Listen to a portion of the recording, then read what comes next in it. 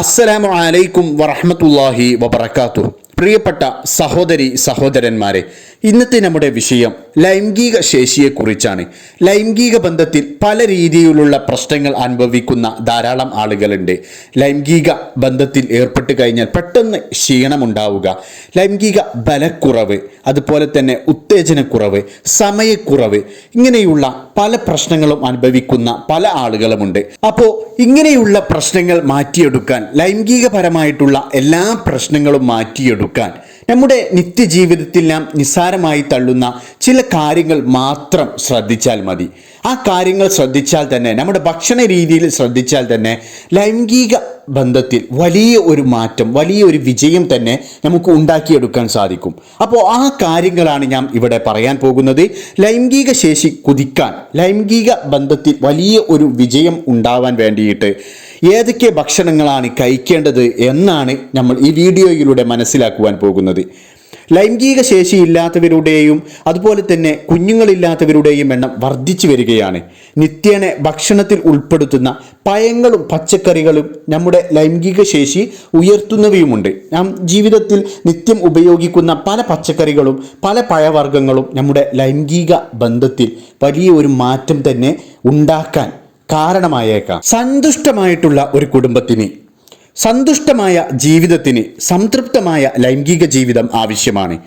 ആരോഗ്യകരമായ ശരീരത്തിന് പോഷക സമൃദ്ധമായ ഭക്ഷണവും കഴിക്കണം. നിസ്സാരമെന്ന് ഞാൻ കരുതുന്ന പല ഭക്ഷണ സാധനങ്ങളും നമ്മുടെ ലൈംഗിക ശേഷി ഉയർത്തുന്നവയാണ്. ചോക്ലേറ്റുകൾ, കല്ലുമ്മക്കായ, ഉണക്കമുളക് എന്നിവ ഭക്ഷണത്തിൽ ഉൾപ്പെടുത്തുന്നത് നല്ലതാണ്.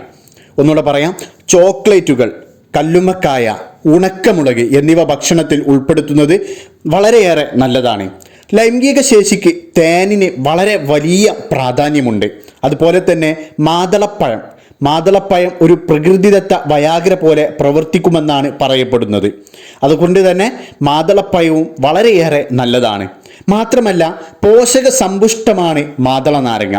ലൈംഗികത അതിശക്തമായി ഉയർത്താൻ വാനിലയും സഹായിക്കുന്നുണ്ട്. വിറ്റാമിനുകളും കാൽസ്യവും അടങ്ങുന്ന മത്സ്യങ്ങളും ആഹാരത്തിൻ്റെ ഭാഗമാക്കുന്നത് വളരെയേറെ നല്ലതാണ്. വിറ്റാമിനുകളും കാൽസ്യമടങ്ങുന്ന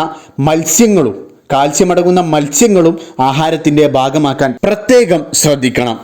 അതുപോലെ തന്നെ beta carotene, vitamin E, magnesium എന്നിവയടങ്ങിയ അവക്കാഡോ ലൈംഗികാരോഗ്യം സംരക്ഷിക്കുന്നു. പ്രഭാത ഭക്ഷണത്തിൽ അവക്കാഡോ സാലഡ് ഉൾപ്പെടുത്തുന്നത് നല്ലതാണ്. പോഷകങ്ങളായ വൈറ്റമിൻ ബി, പൊട്ടാസ്യം എന്നിവ അടങ്ങിയിട്ടുള്ള വാഴപ്പഴം ലൈംഗിക ഹോർമോണുകളുടെ ഉൽപ്പാദനത്തിൽ പ്രധാന പങ്ക് വഹിക്കുന്നു. വാഴപ്പഴം നമുക്ക് ധാരാളം കിട്ടുന്ന ഒരു പഴവർഗ്ഗമാണ്. അതുകൊണ്ട് തന്നെ അത് കഴിക്കുന്നത് ലൈംഗിക ബന്ധത്തിൽ വളരെയേറെ മാറ്റമുണ്ടാക്കും. അതുകൊണ്ട് വാഴപ്പഴം കഴിക്കാൻ പ്രത്യേകം ശ്രദ്ധിക്കുക. അതുപോലെ തന്നെ ഇരുമ്പ്, പൊട്ടാസ്യം എന്നിവയടങ്ങിയ അത്തിപ്പഴം കഴിക്കുന്നത് വളരെയേറെ നല്ലതാണ്. അത്തിപ്പഴം കഴിക്കുന്നത് വളരെയേറെ നല്ലതാണ്. രാത്രി വെള്ളത്തിലിട്ട് ഒരു 5-6 അത്തിപ്പഴം രാത്രി വെള്ളത്തിലിട്ട് വെച്ച് രാവിലെ വെറും വയറ്റിൽ കഴിക്കുന്നതാണ് ഏറ്റവും ഉത്തമം. അതുപോലെ തന്നെ വാൾനട്ട് കഴിക്കുന്നത് രക്തയോട്ടം വർദ്ധിപ്പിക്കാൻ കാരണമാകുന്നു. ബദാം പുരുഷ ഹോർമോണിനെ വർദ്ധിപ്പിക്കുന്നു. അപ്പോൾ ദിവസവും ഒരു 5-6 ബദാമൊക്കെ കഴിക്കുന്നത് വളരെയേറെ നല്ലതാണ്.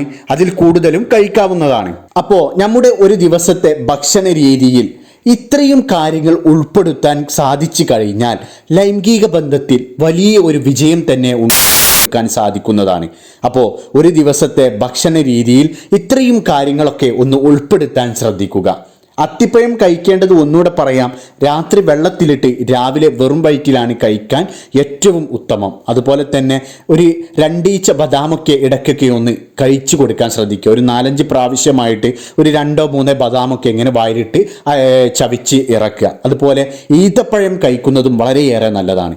അപ്പോൾ ഈ വീഡിയോയിലൂടെ പറഞ്ഞ എല്ലാ ഭക്ഷണങ്ങളും നിങ്ങൾ ഒരു ദിവസം ഇങ്ങനെ കണ്ടിന്യൂ ചെയ്ത് കഴിഞ്ഞാൽ, ഓരോ ദിവസവും ഇങ്ങനെ കണ്ടിന്യൂ ചെയ്ത് കഴിഞ്ഞാൽ അതിൽ നല്ലൊരു മാറ്റം നിങ്ങൾക്ക് കാണാൻ സാധിക്കും. അപ്പോൾ നിങ്ങളുടെ ഒരു ദിവസത്തെ ഭക്ഷണത്തിൽ ഇത്രയും കാര്യങ്ങൾ ഉൾപ്പെടുത്താൻ ശ്രദ്ധിക്കുക. അപ്പോൾ ലൈംഗിക ബന്ധത്തിൽ വലിയ ഒരു വിജയം തന്നെ ഉണ്ടാകും. ലൈംഗിക ബന്ധത്തിലുണ്ടാകുന്ന എല്ലാ പ്രശ്നങ്ങളും, സമയക്കുറവ്, അതുപോലെ തന്നെ പെട്ടെന്നുണ്ടാകുന്ന ക്ഷീണം, ഇങ്ങനെ തുടങ്ങിയിട്ടുള്ള എല്ലാ പ്രശ്നങ്ങളിലും വലിയ ഒരു മാറ്റം തന്നെ കാണാൻ സാധിക്കുന്നതാണ്. അപ്പോൾ ഇത്രയുമാണ് ഈ വിഷയത്തെക്കുറിച്ച് ഈ വീഡിയോയിലൂടെ നമുക്ക് മനസ്സിലാക്കുവാനുള്ളത്.